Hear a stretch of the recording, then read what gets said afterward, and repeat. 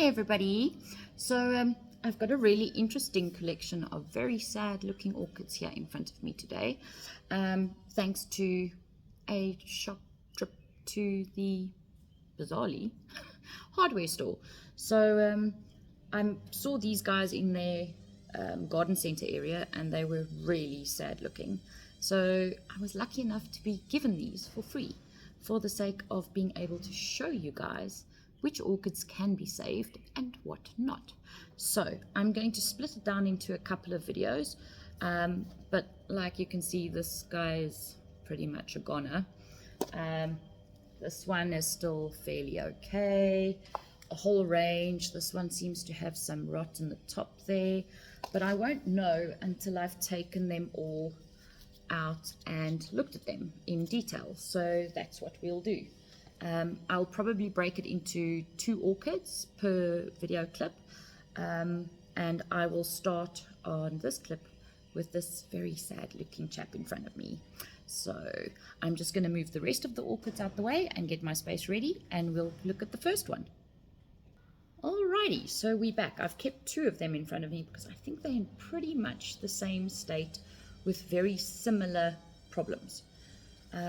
So the first one here, you can see it's got a dry flower spike. I did soak them so that we can see the roots through the plastic pots, and some of the roots look fairly okay, but other roots here, you can see through the plastic, they appear to be flattened and like this, not disintegrated, but like desiccated. There we go, is the word I'm looking for. So the green ones look fairly plump and healthy. If I look at the top here, so there is some green left here where there was a leaf. Now I'm assuming most of the damage for these orchids were basically just based on where they were, and we've had an extremely cold spell here in Pretoria. So I think a lot of them had frosty cold weather that they really cannot deal with at all. The stem here feels fairly solid, because if it had stem rot here on the main plant part of the orchid, it would be squishy and soft, which it doesn't have. It does appear to try to be growing a flower spike or something there. I'm not entirely sure. I'll have to take a closer look. But there does appear to be some green in the middle. So I'm going to take it out and we're going to have a look at the roots. So Phalaenopsis orchids really don't do well with super cold weather, and I will actually keep these pots, wash them out, and reuse them, because there's no point in chucking good healthy pots away. Alright, so now you can see what I mean by the roots that are desiccated, they're paper thin, and the green roots that are still healthy. So let's take this lot apart. And this is mostly mushy root rot. So root rot on Phalaenopsis orchids happens because we worry we don't give them enough water. And the key with the Phalaenopsis orchid is to actually wait until it's completely dry before you water it again.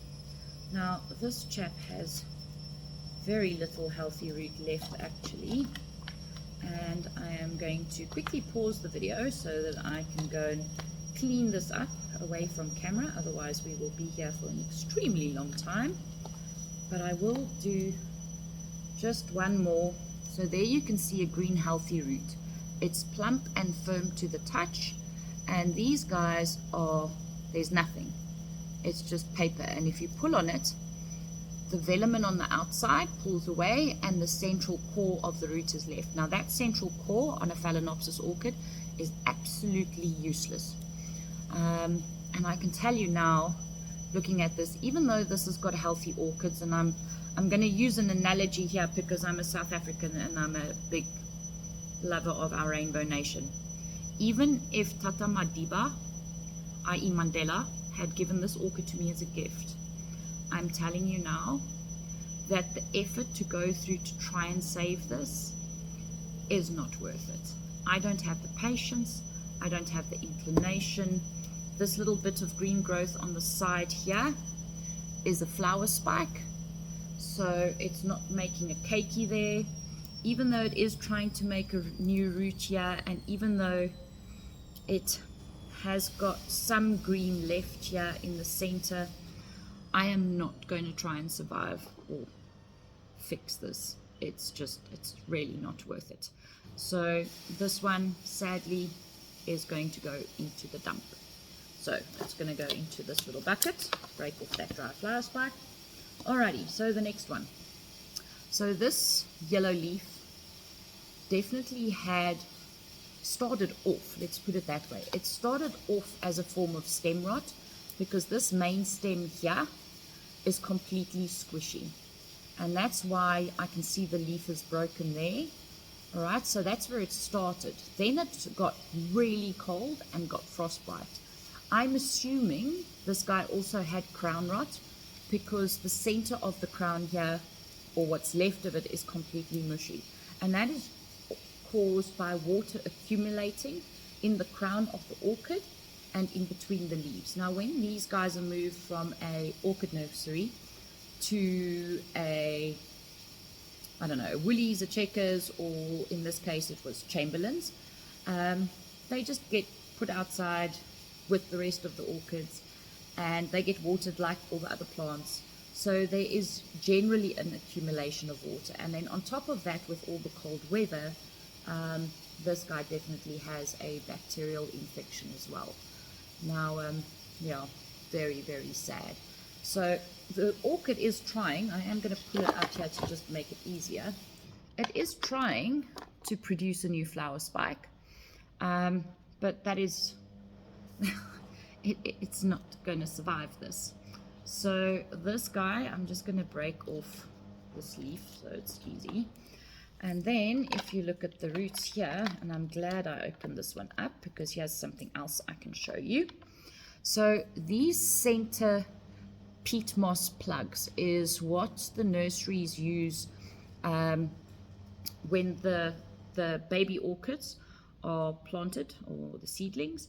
These peat plugs is what they use to grow them in.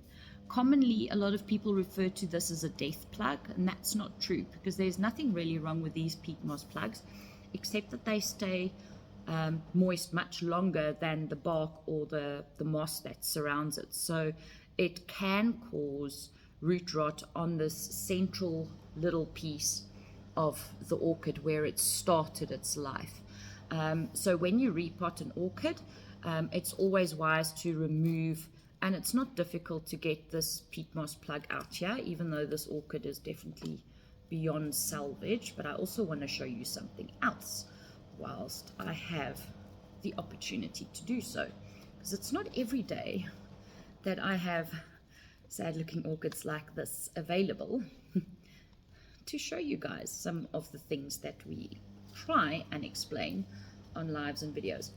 So these roots are actually still firm and plump, but because they were in the middle of the orchid, they are not green because they didn't get light and they didn't photosynthesize. So just because your Phalaenopsis orchid roots aren't green doesn't mean they're not healthy. They can be any color of the spectrum, from white through to green to these are kind of like a reddish brownish kind of almost orangey color. The color of the root doesn't make a difference. It is whether it is plump and firm. So this is a healthy, happy root. The velamen is intact. It's super healthy. So is this white one in the center that was in the middle of that plug. This bit here, however, is no longer plump and has no firmness. And when you slightly pull on it, it pulls the velamen away, i.e. it's a dead root. So keep that in mind when you're looking at your orchids. Not just about the color of the root, it's about how firm it is to determine whether the root is healthy or not. Alrighty, now this chap, even though the spike is trying to push out a new flower spike, I know it won't. It's got no leaves. The central stem is completely mushy, and even though it's got healthy roots, you could probably try to revive this and bring it back to life. But again, even if this was a gift from the Queen Mother, I would still put it in the bin. The one thing I am going to do, because I want to do a different experiment, so I've sterilized all my tools for today. I'm going to cut this flower spike off, and I will come back with a different video on seeing how easy or not it is to grow new Phalaenopsis orchids from the unopened nodes. That will be in a separate video. So guys, I hope you learned something from these 2 orchids that are going to be thrown in the bin today, and I'll be back with the rest of them on different clips. Have a great day, guys. Cheers.